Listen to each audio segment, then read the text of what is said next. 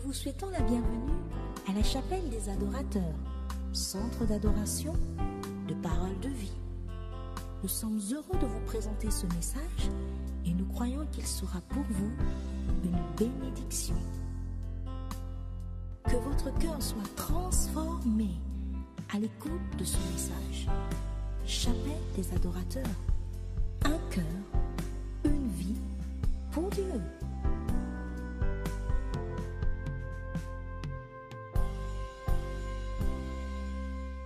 Matin, Seigneur, nous voulons parler de ta part. Alors agis, parle à nos cœurs et apporte la vie au milieu de nous, Seigneur.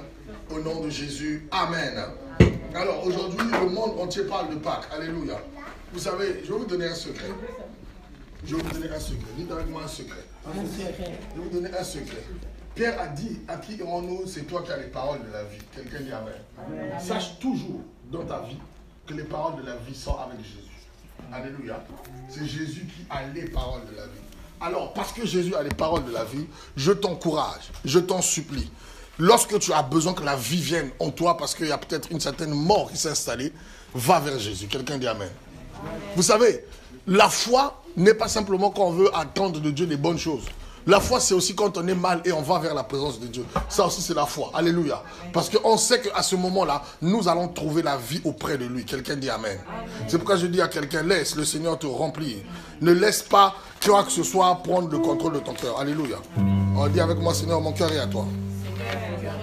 Je dis Amen moi-même aussi. Amen.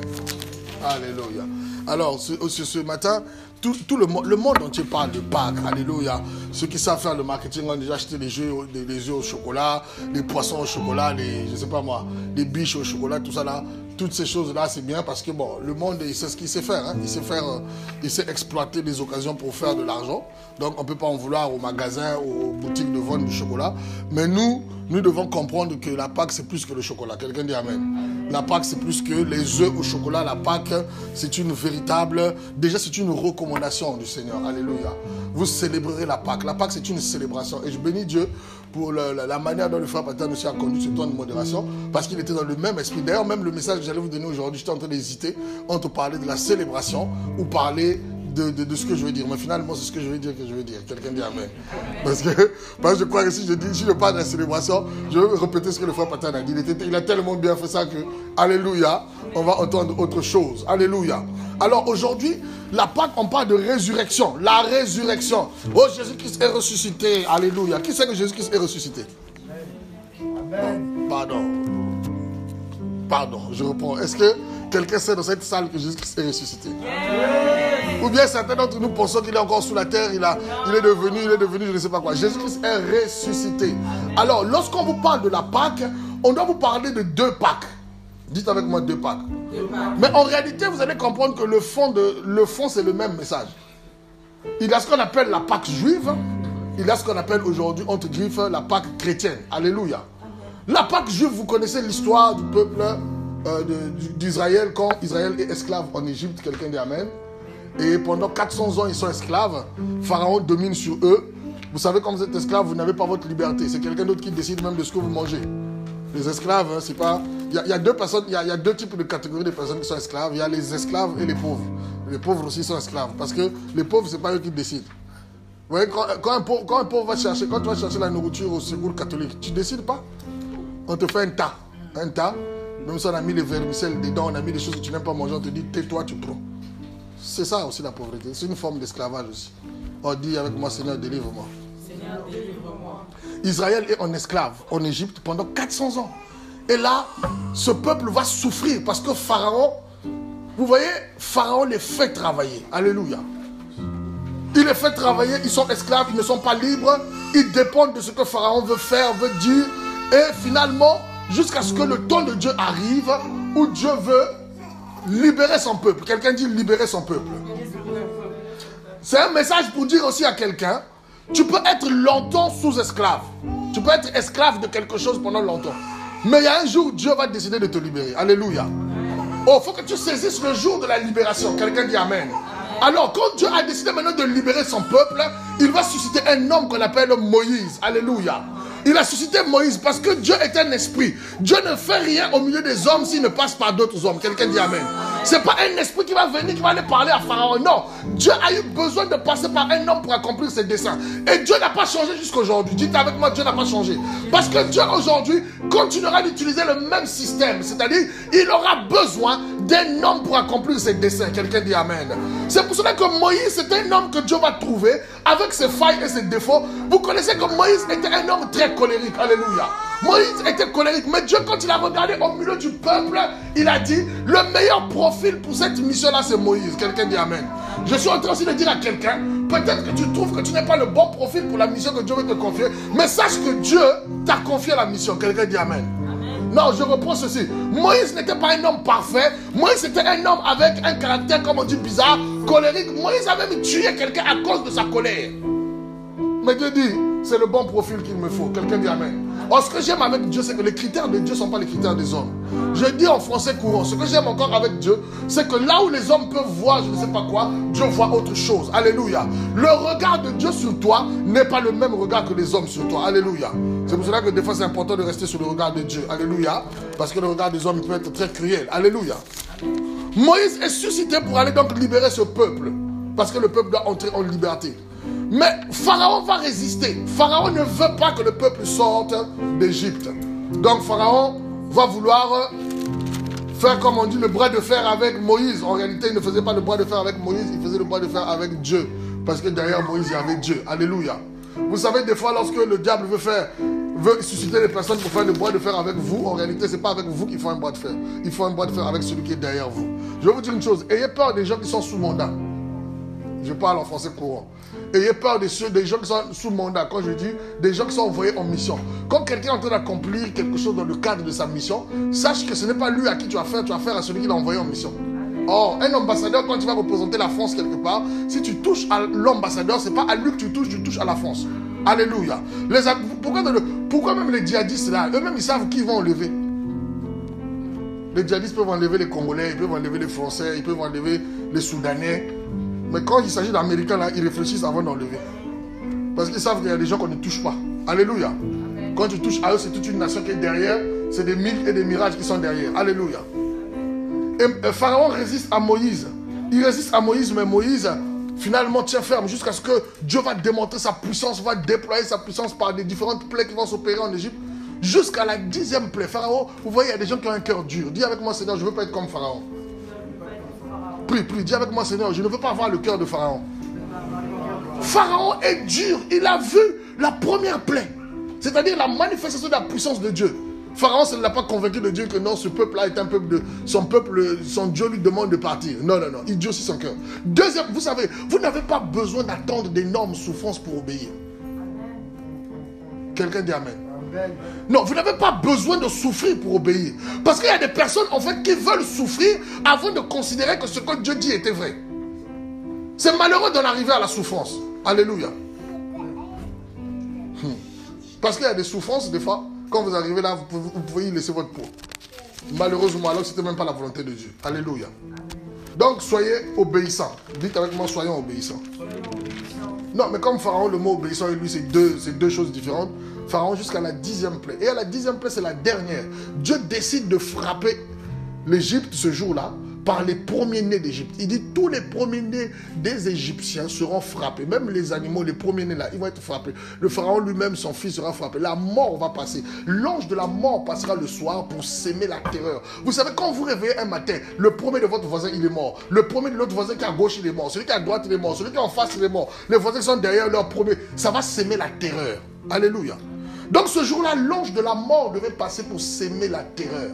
Mais Dieu dit, comme mon peuple ne peut pas être soumis au même traitement, il dit à son peuple, vous allez oindre, vous allez mettre du sang, vous allez tuer un animal, vous allez prendre ce sang-là, que vous allez mettre sur la porte, sur le linteau de vos portes, afin que lorsque l'ange de la mort va passer, toutes les portes où il y aura du sang au-dessus, my God, qu'est-ce qui va se passer? l'ange de la mort ne frappera pas ces maisons-là. Il passera pour aller frapper d'autres maisons. C'est pourquoi vous devez comprendre la puissance du sang de Jésus.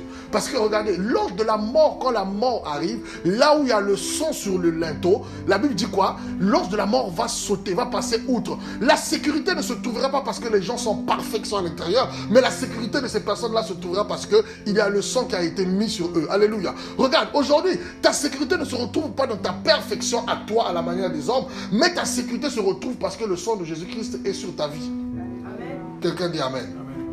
Et là, nous sommes dans l'Ancien Testament, nous sommes dans des temps anciens.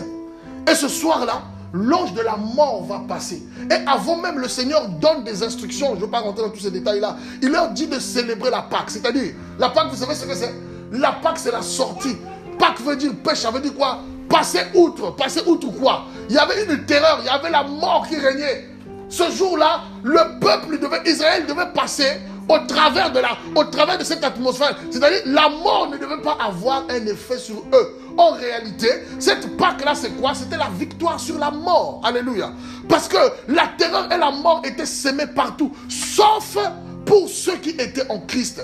Pour nous, aujourd'hui, on peut transposer ça de cette manière, mais sauf pour le peuple de Dieu. Et ce jour-là, il y a une signification très... Les Juifs continuent à fêter la Pâque à leur manière aujourd'hui. Hein.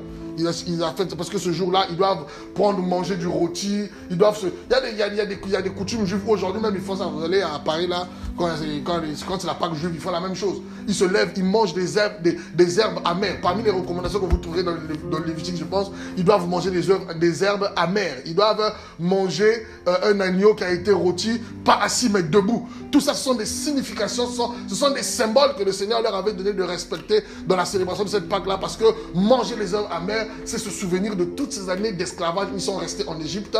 Et donc là, il fallait célébrer maintenant la sortie de tout ça. Peut-être qu'un jour, on prêchera ça. Mais nous, aujourd'hui, on ne va pas aller prendre les rôtis pour commencer à manger les herbes amères ou je ne sais pas quoi. Parce que nous ne sommes pas juifs. Dites avec moi, nous ne sommes pas juifs. Ou bien, quelqu'un est juif ici, là? Non.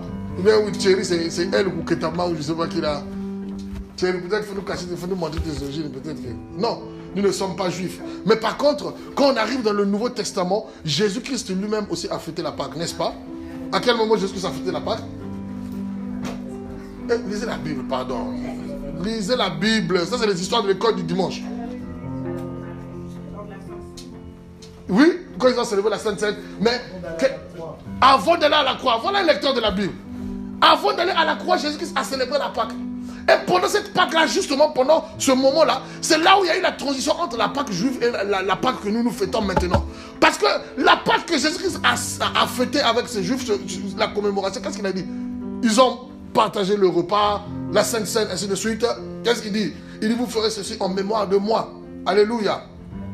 Maintenant, si on transpose cette Pâque-là, aujourd'hui, à nos jours, ou avec le Seigneur Jésus-Christ, ce que j'appelle maintenant la Pâque chrétienne, nous allons voir que le principe de la Pâque reste le même dans l'Ancien Testament. Ce principe-là, c'est lequel?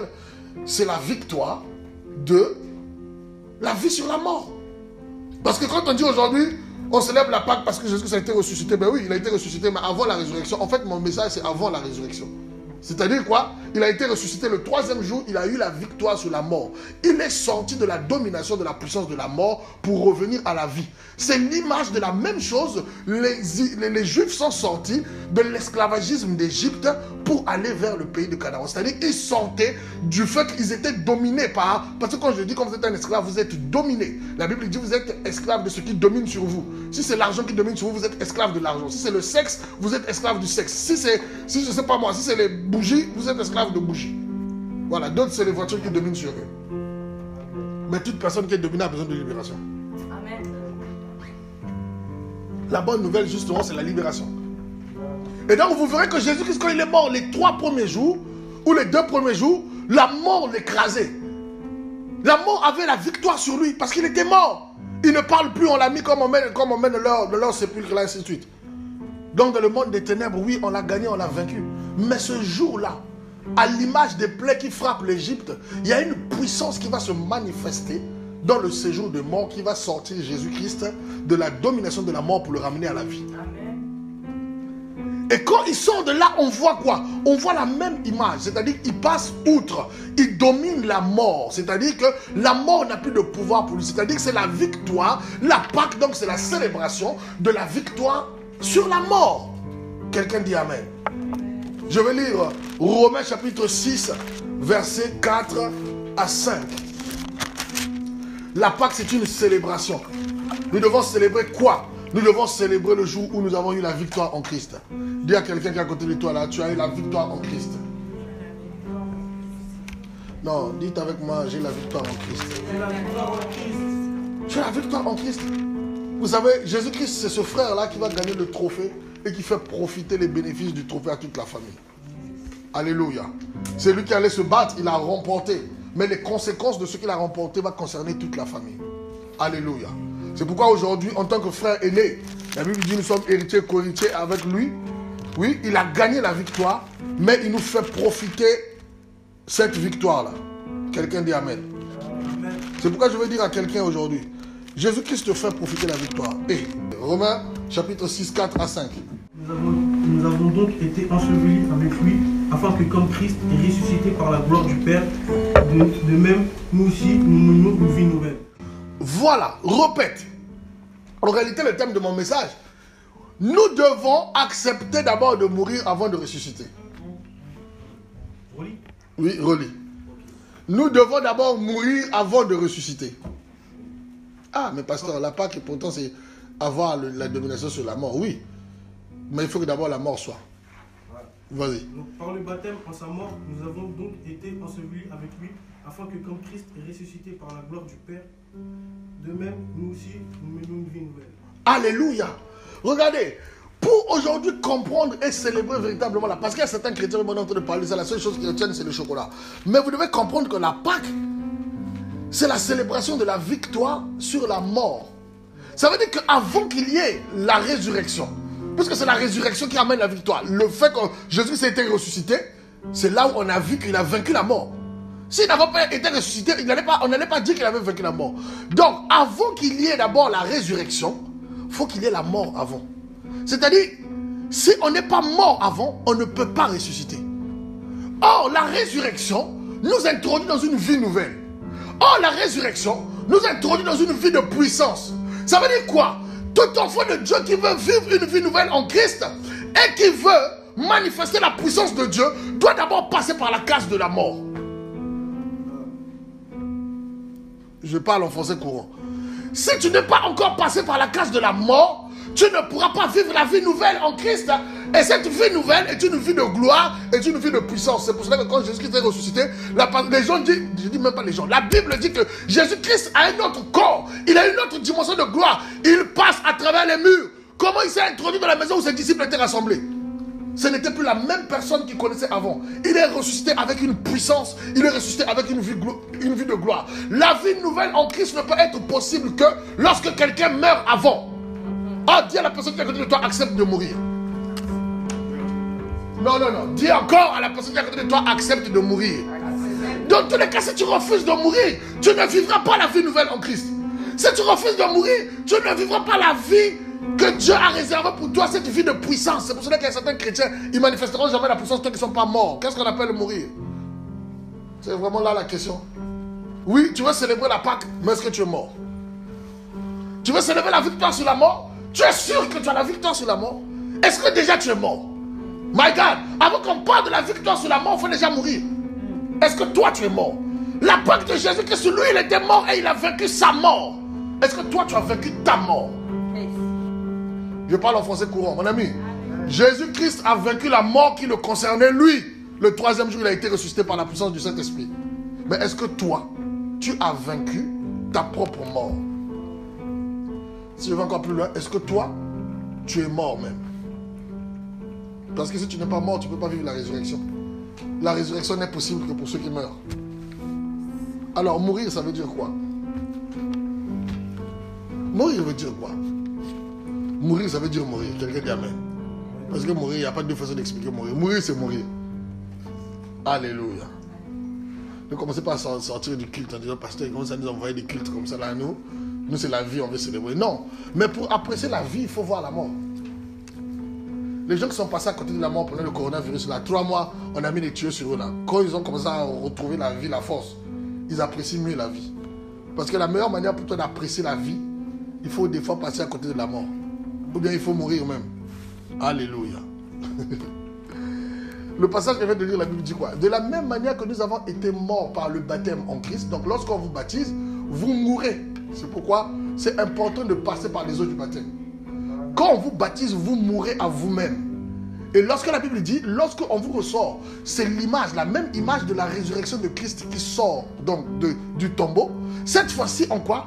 Pour vivre une vie différente. Vous ne pouvez pas être baptisé en Christ et vous vivez la même vie qu'avant. Est-ce que quelqu'un me dit amen?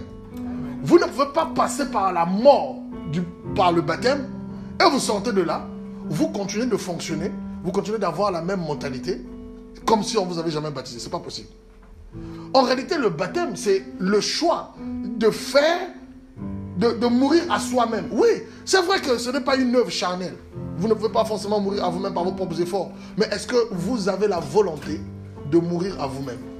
Est-ce que vous acceptez de mourir à vous? Est-ce que vous acceptez de mourir à votre chair? Regardez, quand vous mourrez à vous-même, vous n'existez plus.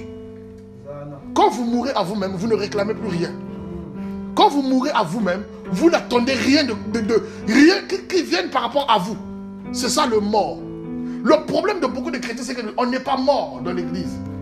C'est pour cela qu'on ne peut pas, c'est pour cela qu'on ne peut pas vivre la puissance de la résurrection. Ne vit la puissance de la résurrection que celui qui est mort et qui a vaincu la mort. Quelqu'un dit amen. Amen. Mourir, c'est quoi? Mais mourir, c'est devenir un cadavre. Dis à la personne qui est à côté de toi, sois un cadavre. Un cadavre ne réclame rien. Un cadavre ne justifie rien. Un cadavre n'est pas là en train de se battre pour je ne sais pas quoi. Un cadavre est mort. Un cadavre, tu lui parles, tu l'insultes, que tu ne fasses rien, ça ne lui fait rien. Oh, quelqu'un dit avec moi, amen. Faut que le chrétien qui veut marcher dans la dimension de la puissance de Dieu meure à lui-même, devienne comme un cadavre. Quand tu meurs à toi-même, ton orgueil personnel, il est mort. Il y a beaucoup de personnes aujourd'hui qui réclament à cause de leur orgueil personnel. Moi, tu me fais quoi? Tu me dis quoi? Tu me parles comment? Regardez, Dieu lui-même va vous conduire dans le processus de la mort. Parce qu'il y a une dimension, si vous ne mourrez pas à vous-même, il y a une dimension avec Dieu que vous n'atteindrez pas. Quelqu'un dit amen. Amen. Nous avons besoin de mourir à nous-mêmes. C'est pour cela que des fois Dieu permet des épreuves des fois dans notre vie. Des épreuves pour qu'on puisse tuer quelque chose en nous. Parce qu'il n'y a pas de nouveauté de vie s'il n'y a pas de mort quelque part. La nouveauté de vie est la conséquence de la mort qui a été vaincue. Alléluia. Parce que quand les gens ne sont pas morts à eux-mêmes, c'est là où vous voyez des problèmes. Les problèmes sont le résultat des gens qui ne sont pas morts à eux-mêmes. Je répète en français courant. Là où il y a des palabres tout le temps, il y a des problèmes, c'est le résultat des personnes qui ne sont pas mortes à eux-mêmes ou qui ne veulent pas mourir. Parce que, contrairement à la mort que le diable donne, la mort en Christ, c'est un choix qu'on fait. Amen. Je choisis de mourir. Alléluia. La mort en Christ n'est pas un forcing, n'est pas une obligation. La mort de Christ devient une nécessité pour qui l'a compris. Alléluia. Tout chrétien normal devrait chercher à mourir en Christ. C'est-à-dire quand tu lui parles comme ça, tu l'insultes comme ça, il dit, ah mon frère, je suis déjà mort, tes insultes ne me font rien. Aïe, aïe, aïe, aïe. Quelqu'un dit amen. Amen. Quand tu lui fais des trucs qui doit susciter sa chair là, alléluia. Il te dit, mon frère, ça ne me fait rien du tout. Tu as parlé comme ça pour que je réagisse avec colère, non? Moi, je ne veux pas me mettre en colère. Parce que je suis mort à moi-même. Tout ce que tu me dis là, ça ne me touche pas. Voilà quelqu'un qui est mort. Alléluia. Amen. On t'insulte ou on te parle de quoi? Même la personne qui t'insulte là, le lendemain tu vas le voir, ça ne va rien changer pour toi. Tu ne vas pas être dans la rancune parce que tu es mort à toi-même. Tu es un cadavre. Alléluia. Amen. Tu es un cadavre. Il faut d'abord mourir et c'est là où le Saint-Esprit va venir te donner la puissance de ressusciter. Et quand tu vas ressusciter, tu vas vivre dans une nouveauté de vie. Le problème de beaucoup de chrétiens, ils ne sont même pas encore arrivés à la résurrection. Ils sont encore en train de refuser de mourir. Non, moi mon orgueil, tu me parles comme ça, je te remets comme ça. Moi, un homme qui me dit ça, je le fais comme ça. Si tu es mort à toi-même, tu ne vas rien réclamer. Vous avez déjà vu des morts qui réclament même les honneurs. Les gens sont en train de se battre. Tu dois m'honorer, tu dois m'honorer, tu dois m'honorer. Hey, moi-même, je suis en train d'être brisé par rapport à ça. Et moi, je ne demande pas des honneurs à l'église. Hein. Mais dans le mariage, je demandais des honneurs. Mais Dieu me brise même par rapport à ça. Je comprends que même dans le mariage, si tu vas être en paix, ne demande même pas les honneurs. Quelqu'un dit amen. Amen. Mon frère, si tu es là en train de te battre, on doit me traiter, on doit me parler, je suis ton mari, je suis ton papa, je suis ton cousin, tu dois, mon frère, tu souffriras plus. Alléluia. La meilleure solution pour toi, meurs. Alléluia. Dis à la personne qui est à côté de toi, la meilleure solution, c'est de mourir. Meurs. Qu'on t'ait honoré ou pas, qu'on t'ait respecté ou pas, ce n'est pas grave. Quelqu'un dit amen. Ce n'est pas grave parce que je suis mort à moi-même. Je ne réclame plus rien. Un mort ne réclame pas les honneurs, ne réclame pas les acclamations. Les églises sont en train de se déchirer à cause des pasteurs qui veulent les honneurs tout le temps. Quand ils viennent, il faut quelqu'un vienne prendre son sac. Peut-être que moi si je venais comme ça, mais c'est bien posé un moment. Pour le moment, bon, comme on est là, je ne réclame pas. Non, je ne suis pas en train de critiquer les gens. Mais des fois, les gens qui ont bien commencé, ils ont fini maintenant par développer des choses. Alors que ce que Dieu attend de nous, c'est que nous soyons morts. En réalité, plus tu avances dans le Seigneur, plus ta mort doit être très sérieuse. C'est pourquoi l'apôtre Paul, au début, quand il a commencé son ministère, il dit, il n'y a personne comme vous aussi qui a eu la révélation de l'évangile comme moi. Ah, Paul, il vous parle avec orgueil. Au départ, il dit que le mystère de Christ, personne ne l'a eu plus que comme vous tous ici là. Moi-même là, quand je vous parle de Christ, je n'ai pas marché avec lui. Mais j'ai eu cette révélation venant tout droit du ciel, l'apôtre Paul. Il a commencé à comprendre que marcher avec Christ, ce n'est pas se mettre en haut, mais c'est se diminuer. À la fin, qu'est-ce qu'il a commencé à dire? L'apôtre Paul, le moindre des apôtres parmi vous. Ah, l'homme a compris. Il a commencé très haut. Il a commencé à comprendre qu'avec Dieu, si tu vas avancer, il faut t'humilier toi-même. Il faut mourir à toi-même. Quelqu'un dit amen. Il n'y a pas de résurrection sans la mort. Les gens aujourd'hui célèbrent le chocolat. Je sais que c'est ressuscité. Pac, pac, pac, pac. Mais est-ce que vous êtes mort à vous-même? C'est ça le vrai problème. La vraie question, c'est est-ce que tu es mort à toi-même? Vous savez, Dieu va toujours permettre que dans ton parcours de la vie chrétienne, que tu trouves des circonstances, des situations et même des personnes qui vont faire ton autopsie. C'est-à-dire qu'ils vont vérifier si tu es vraiment mort. Vous savez, quand on fait l'autopsie, qu'est-ce qu'on fait? On pique des choses. Vous avez déjà suivi des films, non? On te casse ton cou là. On voit à l'intérieur de ton cerveau, on trouve des trucs. Hein. Mais quand quelqu'un est véritablement mort, il ne réagit pas. Dites avec moi, il ne réagit pas. Être en Christ, ce n'est pas se précipiter à ouvrir sa bouche, à parler. C'est savoir fermer sa bouche. La Bible dit aussi, celui qui s'était là, les sages avant de parler réfléchissent. Quand vous voyez des chrétiens qui débutent ça, comme ça là, c'est le signe qu'ils ne sont pas morts. Mais crois-moi, si tu n'acceptes pas de mourir en Christ véritablement, tu ne pourras pas marcher dans la vie nouvelle de la résurrection. Vous demandez à des gens qui ne sont pas morts de marcher comme Christ. C'est pour cela que nos églises là sont remplies de gens qui sont comme des païens. Vous savez pourquoi? Parce qu'on n'a pas compris que être en Christ, c'est accepter de mourir. Accepter de mourir à son orgueil. Être en Christ, c'est accepter de servir les autres. En réalité, être en Christ, c'est accepter d'être piétiné. Aïe! Être en Christ, c'est accepter que les gens te piétinent sans que tu ne dises rien. À d'autres personnes, c'est moi quand tu commences à les parler comme ça là. Hey, pasteur, je vais à la gendarmerie. Frère, alléluia. Et bénissez Dieu quand Dieu met sur votre chemin des personnes qui font l'autopsie de votre mort. Qui testent si vous êtes véritablement mort. Mais parce que ça aussi, ce travail-là, ce n'est pas Dieu qui le fait. Dieu était esprit. Regardez, tout homme sur la terre est serviteur de Dieu. Même des fois, celui que tu appelles ton patron païen là, il sert le Seigneur. Pourquoi? Parce que Dieu va l'utiliser de venir tester ta mort. C'est pour cela qu'au travail, des fois, il te parle d'une manière là. Moi, on ne me parle pas comme ça, oui. Mais là, Dieu l'a employé en CDD pour vérifier si tu es mort à toi-même. Tu es mort à ton orgueil. Toutes tes réactions là que tu vas avoir derrière. Des fois même l'orgueil va là. Je vais démissionner. Je ne peux pas supporter les gens. Mon ami, tu ne fais que repousser le problème plus tard. Parce que Dieu va embaucher d'autres personnes quelque part à un moment. Jusqu'à ce que des fois, il va embaucher des personnes qui t'ont mis contre le mur, tu ne peux plus rien faire. Tu es obligé d'accepter le brisement. Dites avec moi, pasteur, continue de parler. Oh my God. Il y a toujours un endroit où Dieu te prend. Tu es dos contre le mur et il embauche des gens. Oh my God. Dieu embauche même tes enfants des fois pour tester ta mort. Des fois ça devient terrible quand Dieu embauche ton conjoint ou ta conjointe. Hey! Il a un contrat avec le Seigneur pour toi. Il commence à travailler ta patience. Il commence à travailler ton humilité.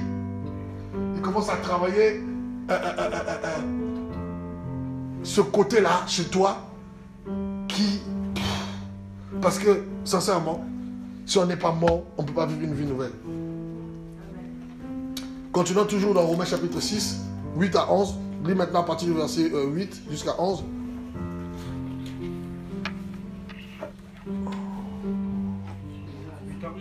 Oui, 8 à 11, Romains chapitre 6. Alors, or, si nous sommes morts avec Christ, nous croyons que nous vivrons aussi avec lui. Car nous savons que Christ a ressuscité, il ne meurt plus, la mort n'a plus de pouvoir sur lui. Ah! Vous voyez ce qu'on dit? Si nous sommes morts avec Christ, nous serons aussi ressuscités avec lui. C'est-à-dire, si nous avons accepté de mourir, parce que Jésus-Christ, on ne l'a pas forcé. Hein. Vous n'avez lu nulle part dans la Bible que non, on l'a obligé d'aller mourir. Non. Jésus-Christ a accepté de mourir. La différence dont je suis en train de vous parler, la mort en Christ, c'est une mort volontaire. Vous m'entendez? Vous devez engager votre volonté à mourir à vous-même. La mort en Christ, c'est une mort volontaire. Le problème se trouve, c'est que beaucoup ne veulent pas engager leur volonté à mourir parce qu'ils ont peur de la souffrance. Oh oui, ça fait mal, ça fait mal. Mais oui, aucune mort. Jésus-Christ est en train de manger des sandwichs à la croix. Quand on te met les pointes à la main, on te perce les côtes là, tu vas manger des sandwichs. Toute mort fait mal.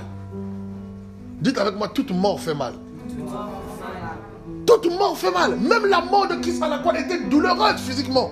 La Bible dit, de ces pores, les pores de la peau, des grumeaux de sang ont commencé à sortir. Et les scientifiques ont démontré qu'à un certain niveau de stress, il y a des veines qui se cassent dans ton corps. Et finalement, à la place de la sueur, le sang qui quitte ces veines-là passe par tes pores pour sortir. Donc Jésus-Christ a vécu un niveau de stress maximal. Vous m'entendez? C'était de la souffrance. On prend les pointes, on te met ça. Les gens, quand ils parlent de la croix, là, ils voient simplement, il est à la croix, il est à la croix. Mais c'était un enseignement pour dire, si tu veux mourir toi-même en Christ, là, il faut que tu acceptes certaines souffrances. Il y a des souffrances qui sont utiles pour ta propre mort. Qui vous a prêché parce que je suis en Christ, je rentre dans la vie de facilité. Si tu ne mets pas ta volonté en jeu pour mourir à toi-même, tu ne vivras pas une vie nouvelle. Il y a beaucoup de chrétiens qui ne sont pas nés de nouveau véritablement, qui ne sont pas morts à eux-mêmes. Ils ne sont pas morts à eux-mêmes. C'est pourquoi vous voyez les gens à l'église, ils se battent. Et quand ils rentrent maintenant dans les couples, c'est des combats. Quand ils ont mené des enfants, les familles se déchirent. Où sont les chrétiens qui sont morts? Quand tu meurs, tu ne réagis plus. Oh, ma femme m'a parlé comme ça, c'est pour cela que j'ai cassé les assiettes. Tu n'es pas obligé de casser les assiettes. Mon mari m'a parlé comme ça, c'est pour cela que j'ai vidé la maison, j'ai tout. Je l'ai tapé un coup de poing. Tu n'étais pas obligé de taper un coup de poing. C'est parce que le vrai problème, ce n'est pas ta femme ou ton mari. Le vrai problème, c'est que toi-même, tu n'es pas mort à toi-même. Voilà le vrai problème. Quelqu'un dit amen. Parce que tu n'es pas obligé de réagir en fonction de ce qu'on te fait. Voilà la caractéristique d'un mort. Un mort ne réagit pas, même en fonction de... Insulte un mort. Pour un mort, là, il est allongé là. Du matin au soir, tu l'insultes. Maintenant, tu es dans le cercueil. Regarde comment tu es devenu. Tu es devenu dur comme une pierre. Mon frère, tu peux dormir toute la nuit, tu insultes un mort. Bon, à moins que ce soit les morts de Karachika qui sont fabriqués, je ne sais pas quoi là. Mais les vrais morts là, tu peux même rester 6 mois à lui parler, il ne réagira pas. Parce qu'il est mort. Ça dit quoi? Il est devenu insensible. Il est devenu insensible à l'orgueil. Il est devenu insensible à la réclamation, des trucs comme ça. Je vous dis la vérité. Et voilà ce que le monde de maintenant vous enseigne. Développement personnel, vous-même, votre estime, votre ceci, votre orgueil. La Bible dit si quelqu'un vit en Christ, c'est Christ qui vit en lui. Quelle estime vous cherchez? Votre estime se trouve en Christ. Votre gloire se trouve en Christ. Si vous êtes véritablement mort, vivez la Bible. Ne mélangez pas les choses. Les hommes mélangent les choses. Ils mélangent le développement personnel. Ils mélangent l'évangile. C'est pour cela qu'il n'y a pas la puissance. La puissance vous manque parce qu'il n'y a pas la vérité. La vérité, c'est qu'en Christ, tu dois mourir. Oh non, ne me parle pas comme ça. Moi, mon épanouissement, mon estime, ton quoi? Regarde, tant que ton moi est encore vivant, ça veut dire que tu n'es pas encore mort en Christ. C'est pour cela qu'il n'y a pas la vie. C'est pour cela qu'il n'y a pas la puissance. La puissance de Dieu se manifeste quand les gens sont morts. Alléluia. Quand les gens sont morts, c'est là où la puissance... Jésus-Christ, la puissance de la résurrection s'est manifestée après qu'il soit mort. C'est là où le Saint-Esprit lui-même a décidé de pouvoir changer la circonstance. Le Saint-Esprit lui-même a décidé de pouvoir changer la chose. Il est venu, il est parti, il a touché, il a ressuscité d'entre les morts. Et le Christ qu'on a vu, c'est une autre personne remplie de puissance. Une vie nouvelle a commencé. La puissance était telle que même les murs physiques ne l'arrêtaient plus. La Bible dit qu'il passe au travers des murs parce qu'il est rentré dans une autre gloire. Quand tu meurs en Christ, et le Saint-Esprit te ressuscite, tu marches dans une autre gloire. Amen. Et c'est cette gloire-là qui gagne des âmes. C'est cette gloire-là qui fait de toi un modèle. C'est cette gloire-là qui fait que les gens, ils ont envie d'être avec toi. Parce qu'ils sont à côté de quelqu'un qui porte la vie. La mort en Christ donne la vie aux hommes. La vraie mort en Christ va donner la vie aux hommes. Le problème, c'est que le diable et Dieu ne fonctionnent pas pareil. Le diable va te dire non. Pour mourir à toi-même, tu ne peux pas mourir à toi-même. Il ne faut pas laisser les gens te marcher dessus. Voilà ce que te dit le diable. Et les gens développent des comportements de pourriture. Ils développent des comportements de dureté. Même dans leur couple, les gens sont durs. Même avec leur famille, les gens sont durs. Pourquoi? Non, je ne vais pas me laisser marcher. Mais tu n'es pas né en Christ en fait. Ton vrai problème, c'est même pas. Regardez, les gens ou ceux que Dieu met devant toi des fois, ils sont juste révélateurs de ce que tu es véritablement. Alléluia. Souvent, Dieu positionne des gens dans nos vies qui sont juste les miroirs de ce que nous sommes véritablement. Alléluia. Si nous ne comprenons pas ça, nous allons commencer à prendre que les gens sont des... C'est à cause d'eux. Franchement, une des prières que je continue de faire, Seigneur, je n'ai pas envie de me tromper. Je n'ai pas envie de penser que ce que je dois changer, c'est à cause... Regarde, tu ne cherches pas à être transformé à cause de quelqu'un. Tu cherches à être transformé pour toi-même et pour le Seigneur. D'abord. Alléluia. C'est comme les gens qui veulent se transformer parce qu'ils veulent se marier. On ne se transforme pas parce qu'on veut se marier. On est d'abord transformé, on vit la vie vivante en Christ là et on se marie. Parce que quand tu changes les choses, tu vas arriver, tu vas comprendre qu'au final ta mort là n'était pas vraie. Tu vas aller te réveiller dans le foyer. Mon frère, quand tu vas te réveiller dans le foyer, c'est trop compliqué. Hein? Réveille dans le foyer, zombie. Tu deviens zombie dans le foyer. Et là tu commences à semer la terreur. Non, la mort en Christ donne la vie. Alléluia. Il faut accepter. C'est une mort volontaire. Jésus-Christ est mort volontairement. Même s'il a vécu la souffrance. Même s'il a vu la souffrance venir. Même s'il savait que ce n'était pas facile. Mais il a accepté de mourir. Parce que c'est par sa mort que nous avons eu la vie. Alléluia. Tu veux être un porteur de vie? Tu veux être un porteur de vie? Tu veux marquer ta génération selon le modèle de Dieu? Sois un mort. Accepte de mourir. Alléluia. Deviens une serpillère. Deviens une serpillère. Oh, peut-être que même moi. Un moment j'ai pensé à ça, fait matin. Après je me suis simplement dit, bon, on ne sait pas comment les chaussettes des uns des autres ils sont là-bas. Je ne vais pas aller rentrer dedans là. J'allais ramener un truc pour laver les pieds de tout le monde, comme a fait Jésus. Quand j'ai pensé à la chaleur là, pardon. Tu vas tomber dans des trucs là, mon frère. Tu vas faire des synergies, tu vas là. Oh, c'est là où on voit que notre Seigneur Jésus était humble. Alléluia. Il était humble, il a lavé les pieds de ses disciples. Oui, pour dire, regardez le modèle que Christ donne. Il dit, moi-même je suis votre serpillère. Je vous lave les pieds. Aïe, Jésus-Christ a lavé les pieds de ses disciples. Toi, tu ne veux pas laver les pieds de quelqu'un. Tu vas être qui, toi? La chair. Si tu veux vivre la gloire de Dieu, meurs. La mort. Dis avec moi, Seigneur, j'accepte de mourir. Non, celui qui ne dit pas ça, il est suspect. Dites avec moi, Seigneur, j'accepte de mourir. Accepte la mort en Christ. La mort en Christ produit la vie. Alléluia. C'est là où tu vis dans une vie nouvelle. Je vais vous dire une chose. Si nous tous ici, on accepte volontairement de mourir, on est au paradis. On est au paradis. Qui va se fâcher contre quelqu'un? Personne. Qui va chercher des problèmes à quelqu'un? Personne. Qui va être en colère avec quelqu'un? Personne. Quelques signes de quelqu'un qui n'est pas mort à lui-même. Il aime réclamer des choses. Moi. Mon frère, quand ton moi là continue de travailler, moi.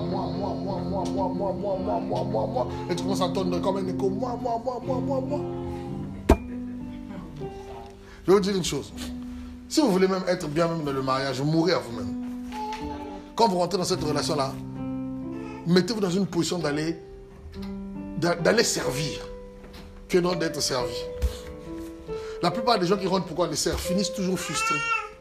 La seule chose qu'ils savent faire, vous savez pourquoi?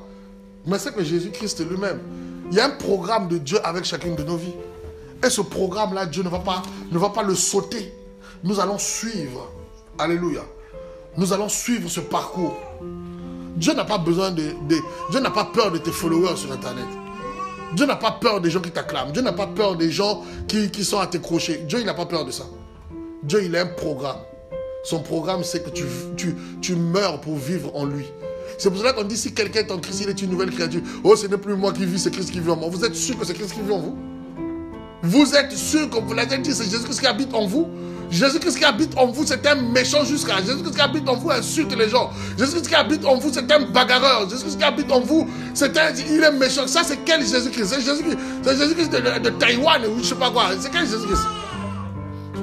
Jésus-Christ de la Bible, ça c'est Jésus-Christ de Taïwan. Je ne sais pas qui vous êtes allé le trouver, je ne sais pas qui là. C'est Christ habite en vous. Et ça, c'est des messages qu'on ne veut plus prêcher. On veut prêcher à l'église que les gens ils n'ont qu'à être bénis. Mon frère, si tu n'es pas mort à toi-même, même la bénédiction, ça va te tuer même. Amen. Cherchez la mort en Christ. Amen. Soyez des cadavres. Oui, oui. Dimanche, je vais faire un test. On va piquer les cadavres là. Hein? Je vous assure, nous tous, nous sommes soumis au même principe. Dans chacune de nos vies, Dieu a placé des personnes ou des gens qui vont tester notre mort. Je vous assure, si tu ne l'as pas à l'église, tu l'auras au travail. Si tu ne l'as pas au travail ni à l'église, tu l'auras dans ta maison. Même dans la rue, tu l'auras. Pourquoi? Il faut que ta mort soit certifiée. Alléluia. Amen. Il faut que ta mort en Christ soit certifiée. Les médecins, les légistes, on les appelle. Quand quelqu'un est mort, ils viennent certifier la mort. Ils vérifient là, ils ne bougent plus. Ils font des trucs là, ils ne bougent plus. Ils disent mort à telle heure, 14h30, validé, caché. Certification de la mort. Mais qui certifie ta mort à toi? Qui certifie que tu es mort en Christ? Qui le certifie? Qui doit certifier? Ah, cette personne-là, je l'ai parlé comme ça. Cette personne-là, on a fait comme ça. Vous savez, il y a des choses qui peuvent sauver des gens sans que tu ne parles de Jésus-Christ. Il y a des femmes qui ont gagné le cœur de leur mari qui étaient païens à cause de leur mort. Dans la maison, la dame, elle est morte. Le gars se comporte comme le plus méchant possible. Mais la soeur, elle n'ouvre même pas la bouche. Jusqu'au jour où le gars il reste calme lui-même, il dit ah, j'ai jamais vu quelqu'un comme ça. Jésus-Christ, tu dis là, il est vrai. Moi aussi, je veux le connaître. Tu as gagné une âme. Amen. Mais les femmes remplies de bouche là, tu dis un mot là, elle est partie. Ça parle. Et moi, tu réclames quoi? Meurs. Au lieu de parler trop, meurs. Dis à la personne qui est de toi, meurs. C'est tout. Hey, Seigneur, moi je veux mourir, Seigneur. Parce que des fois, je veux mourir. Je veux mourir. Mais la mort fait mal. La mort fait mal. Mais n'ayez pas peur de cette douleur-là. C'est une douleur salutaire. Jésus-Christ a souffert à la croix. Vous aussi, dans votre possible de mort, vous allez forcément souffrir. Votre orgueil va en prendre un coup. Votre image va en prendre un coup. Votre personnalité, soi-disant vous êtes une personnalité, va en prendre un coup. Mais ça, c'est une bonne souffrance. La souffrance qui conduit à laisser Christ vivre en toi, c'est une bonne souffrance. Alléluia. Les souffrances qui sont mauvaises, c'est les souffrances là où tu vas te mettre dedans, ça n'apporte la vie à personne. Christ ne vit pas en toi, c'est le diable qui se glorifie dedans là. Ça, c'est des souffrances inutiles. Mais les souffrances qui laissent Christ vivre en nous, ce sont des souffrances qui apportent la vie. Moi, aujourd'hui, c'est Pâques.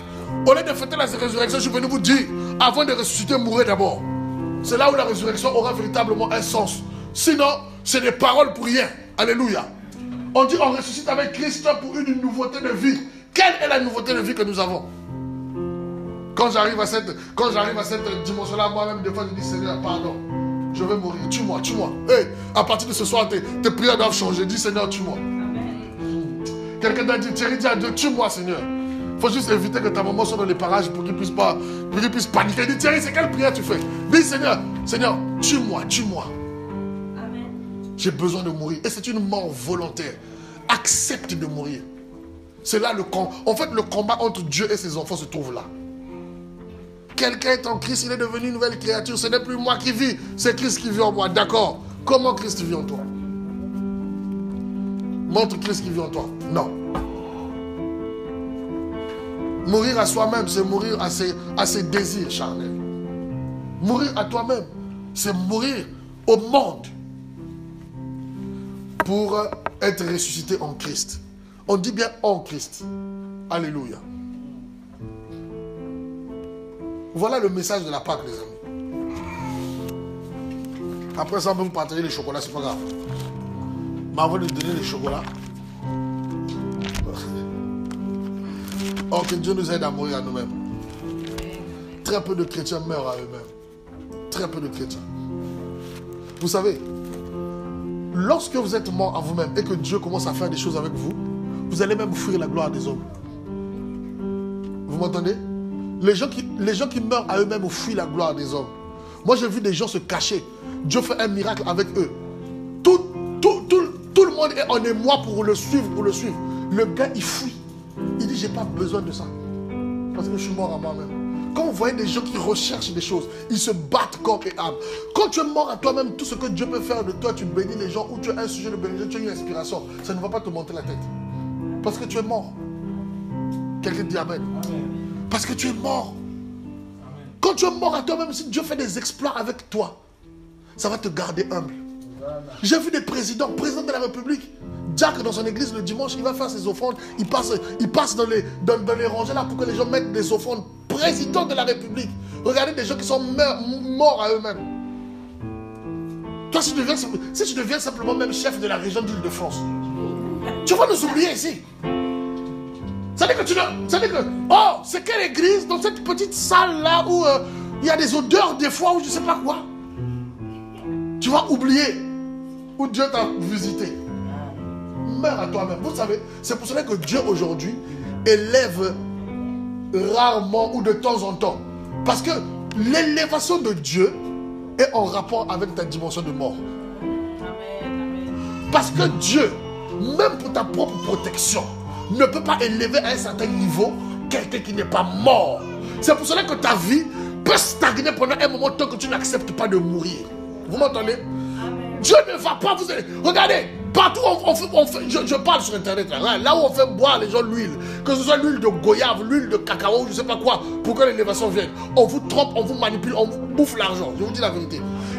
Avant que ce soit l'élévation des marabouts du diable, mais l'élévation de Dieu obéit à des principes.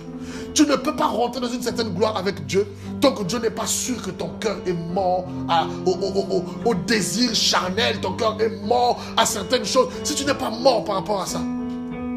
Alléluia. Un jour, j'avais envoyé un message à...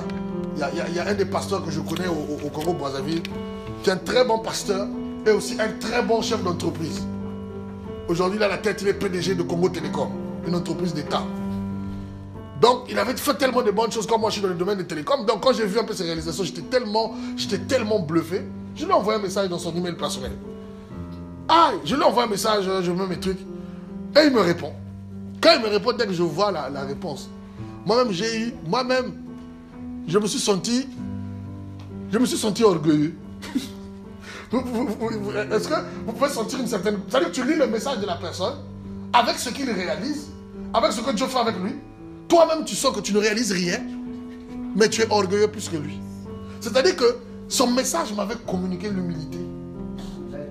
Tout de suite, quand j'ai lu son message, avec toutes ces réalisations, tout le monde sait que c'est un bon travailleur, c'est un bosseur. Mais quand je lis son message, c'est-à-dire que dans son message, il refuse de prendre même un grain de la gloire sur ce qu'il faisait. Il dit, frère, ce que tu vois là, c'est pas moi. C'est Dieu qui fait en moi. Si je te donne les témoignages de ce que Dieu fait, moi-même je suis surpris. J'ai dit, mon ami, quand j'ai dit ça, j'ai dit, le gars, tu es trop humble. Parce que nous-mêmes, on sait que tu es quelqu'un qui travaille. Mais il refuse de pouvoir s'approprier cette gloire-là. Il refuse que les gens puissent l'acclamer, dire le truc, alors qu'en réalité, c'est lui qui travaille. Ceux qui ne sont pas morts à eux-mêmes, qu'est-ce qu'ils allaient faire? C'est pour cela qu'aujourd'hui, vous voyez tous, vous êtes devenus des reporters sans frontières. Là. Vous avez tout, vous voulez partager vos vies sur Facebook. Parce que vous croyez que quelqu'un a besoin de lire vos vies. Parce que vous croyez célèbre. Amen. Il y a beaucoup, vous croyez célèbre. Vous croyez que vous êtes célèbre. C'est pour cela que dès que vous mangez, tu manges un peu le poisson salé, les oignons là, tu veux partager sur Internet. Pour que les gens voient. Les gens ils n'ont pas besoin de voir ce que tu manges. Les gens ils n'ont pas besoin de voir tes photos que tu prends, je ne sais pas où. Les gens ils ont besoin de voir la nature de Christ en toi. Les gens ils ont besoin de te voir mort et Christ est glorifié. La Bible n'a jamais dit que Christ sera glorifié par nos habits, il sera glorifié par nos voitures, il sera glorifié par nos cheveux, nos coiffes là. Et tu fais make-up jusqu'à finir tout le pot. C'est pas ça qui glorifie Christ. Ce qui glorifie Christ, est-ce que tu es mort en Christ? Voilà ce qui glorifie Christ. Quelqu'un dit Amen. Amen. Donc mon frère, on peut se tromper de combat sur la terre. Tu finis tous les make-up les dimanches là, mon frère. Même si tu as 3 kilos de Nutella, tu mets sur toi pour que tu deviennes je sais pas quoi là. C'est pas ça qui va manifester Christ. Ce qui manifeste Christ, c'est le caractère. Alléluia. Mort en Christ. C'est pour cela que quand tu es mort en Christ, il y a des personnes qui sont déjà avancées dans ce processus-là. Tu vas dire simplement à Dieu, Seigneur, je veux aussi mourir. J'accepte de mourir. Je ne veux plus être là pour réclamer les choses. Je ne veux plus être là, être un orgueilleux. Je ne veux plus être là, être quelqu'un à qui on ne peut pas parler. Quelqu'un qui est bizarre. Seigneur, je veux mourir en toi.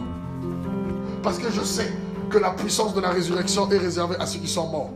La nouveauté de vie, c'est pour ceux qui sont morts. Ceux qui vont voir Dieu, ceux avec qui Dieu va faire des choses même extraordinaires, c'est pour ceux qui sont morts. Regardez Jésus-Christ, il fait des miracles, mais il ne se les approprie jamais. Quel exemple! Il dit, c'est pas moi qui ai fait. Il dit, c'est Dieu. Il dit, ce que je fais là, c'est pas moi, c'est celui qui est en haut. Tout ce que Jésus-Christ a fait, il redirigeait la gloire vers le Père. Quel exemple de quelqu'un! My God, c'est pas possible. Tout ce qu'il faisait, il ne se l'appropriait pas. Un miracle se fait par lui, il dit, c'est lui qui a fait, c'est pas moi. My God, tu aimes t'approprier des choses. Même les mouches qui volent là, c'est toi. C'est comment? Comment tu veux t'approprier les choses? Quelqu'un qui est humble ne s'approprie pas les choses. Alléluia. C'est pour cela qu'à chaque nous disons, en réalité c'est ça notre vision.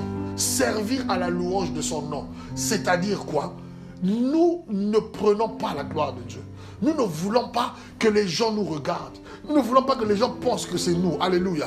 Nous voulons toujours dire aux gens, quel que soit ce que Dieu peut permettre que nous puissions faire, c'est à lui que vous devez donner la gloire. Alléluia. C'est lui que vous devez glorifier. Nous là, nous sommes des serviteurs simples et vils. Nous n'avons pas de valeur. Alléluia. Nous n'avons pas de valeur. Alléluia. Pour terminer, ceux qui auront du mal à mourir, entre autres, c'est ceux qui auront beaucoup de blessures dans leur âme. Les blessures vont vous empêcher de mourir. Vous savez pourquoi? Parce que les blessures de l'âme ont désorienté, ont désorganisé le fonctionnement de votre âme. Maintenant, vous pensez en fait que pour être heureux ou pour être bien, vous devez prouver des choses aux gens. Ça, c'est une déformation. Et ce comportement-là et cette attitude-là va combattre le principe de mourir à soi-même. Alléluia. Parce que chaque fois que vous serez en face de là où vous devez mourir, vous allez penser qu'on est en train de vous étouffer, on est en train de vous écraser. Amen. Alors qu'il s'agit juste de mourir. Quelqu'un dit Amen. Lorsque vous allez être en face d'un moment où là c'est la mort qui doit se manifester, vous allez prendre ça comme de la domination. Vous allez prendre ça comme quoi? On est en train de me dominer, on est en train de m'écraser, on est en train de m'empêcher de vivre. Non, on est en train de te demander à mourir. C'est différent. Quelqu'un dit Amen. C'est différent. C'est pourquoi pour terminer, je veux dire femme de cette église. Femme de cette église ou femme chrétienne. S'il vous plaît, n'écoutez pas le vent du monde. Je répète, ne suivez pas les mouvements du monde. Ces mouvements-là sont des mouvements très dangereux. Ils sont dangereux pourquoi? Ce sont des mouvements qui vont vous empêcher de mourir à vous-même. Ce que Christ attend de vous, c'est votre mort. Il n'attend pas autre chose. On peut dire ce que l'on veut, on peut justifier ce qu'on veut justifier. Jésus-Christ attend que nous puissions mourir. Le Saint-Esprit, pour te ressusciter dans une nouvelle vie, il a besoin que tu acceptes de mourir. J'accepte de mourir, Seigneur. C'est le processus dans lequel nous devons passer à tout moment de notre vie. Et des fois, vous pouvez croire que vous êtes déjà mort, mais c'est faux. Vous allez encore avoir la révélation que vous n'étiez jamais mort. Vous allez avoir la révélation que vous n'étiez pas vraiment mort.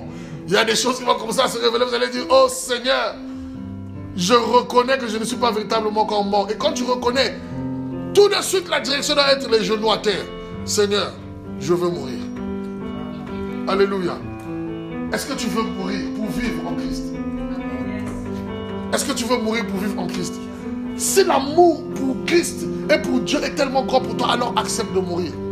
Si tu refuses de mourir, ça veut dire que le Seigneur n'a pas de place et de valeur pour toi. Acceptes-tu de mourir?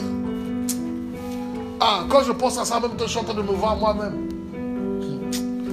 Je suis en train de réaliser, Seigneur, c'est vrai, il y a des choses où je ne suis pas encore mort. Je veux mourir à moi-même. Parce que je veux ressusciter pour une nouveauté de vie. La résurrection n'est pas le fait des hommes. Il a été ressuscité par la puissance du Saint-Esprit. Mais le Saint-Esprit était d'abord sûr qu'il était mort. Le Saint-Esprit avait vu qu'il était mort. Et c'est là qu'il a ressuscité le 3e jour. Pourquoi il a attendu 3 jours? Le Saint-Esprit aurait pu le ressusciter le 1er jour. Il aurait pu le ressusciter le 2e jour. Mais il a attendu 3 jours pour véritablement certifier qu'il est mort. Il est véritablement mort. Il n'y a plus de vie. Et le 3e jour, il est rentré en œuvre. Le Saint-Esprit, avant qu'il rentre en œuvre dans ta vie, il va d'abord vérifier que tu es mort. Alléluia. Il y a une saison où il va vérifier. Il y a un moment où il va vérifier. Il y a des mois où il va vérifier. Ça peut même durer des années pour vérifier. Jusqu'au moment où il est sûr que tu es véritablement mort. Et là, la puissance de la résurrection rentre en toi. Et ça te sort maintenant pour marcher dans une nouveauté de vie avec la gloire de Dieu, avec une puissance qui fait la différence. Alléluia. C'est pourquoi on peut bloquer notre destinée si on refuse de mourir. Ah Seigneur, je veux mourir. Je veux mourir, Seigneur. Si je ne meurs pas, tu peux. Vous savez, les prophéties, les paroles de connaissance, tout ça, c'est la destination finale de ce que Dieu veut faire avec vous. Mais vous pouvez ne pas arriver là où Dieu vous emmène. Il y a des personnes qui meurent, qui ne sont jamais arrivées là où Dieu voulait les emmener. On t'a peut-être prophétisé une grande destinée, c'est pas faux. Dieu a dit que c'est ce qu'il veut faire avec toi. Mais il y a un parcours pour arriver à cette destinée-là. Et ce parcours-là, à l'image de Joseph, ça passe par le tout des fois. Regardez, le jour où Dieu décide de te lever, ce n'est pas toi qui le décide. Le jour où Dieu décide maintenant de te faire rentrer, je ne sais pas quoi, ce n'est pas une décision qui vient de toi. C'est une décision qui vient du ciel. Tu vas juste constater que ta saison est en train de changer. Tu vas juste constater que Dieu est en train de t'emmener d'un pas vers un autre. Mais c'est le ciel qui décide. Et le ciel ne décide pas sur les critères des hommes. Le ciel ne décide pas par rapport à ce que les hommes voient. Le ciel décide par rapport à ce que les hommes ne voient pas. Les hommes voient l'apparence. Les hommes voient le côté extérieur. Les hommes voient, non, il est comme ça. Les hommes voient les dons. Les hommes voient les talents. Mais Dieu voit le cœur. Il voit la profondeur dans le cœur. Et quand le Saint-Esprit voit à l'intérieur, personne ne peut le tromper. Parce qu'il nous sonde véritablement. Il nous connaît. Alléluia. On va se lever, on va prier. On va dire, Seigneur, sonde mon cœur. Ah, comme David, je vais dire, Seigneur, écoute, regardez, ça c'est la prière de l'adorateur. Je vous dis la vérité. La prière de l'adorateur, c'est un cœur qui recherche d'être comme Dieu tout le temps. Alléluia. Je veux parler à quelqu'un ce matin. Ne perds pas ton cœur d'adorateur à cause je ne sais de quoi. Ne perds pas ta simplicité. Alléluia. Sois un adorateur véritable et toujours et encore. Alléluia. Sois un adorateur. Ce message vous a béni et vous souhaitez soutenir le ministère de la Chapelle des Adorateurs? Envoyez vos dîmes ou vos offrandes, c'est possible via PayPal et virement bancaire. Les informations s'affichent à l'écran. Shalom.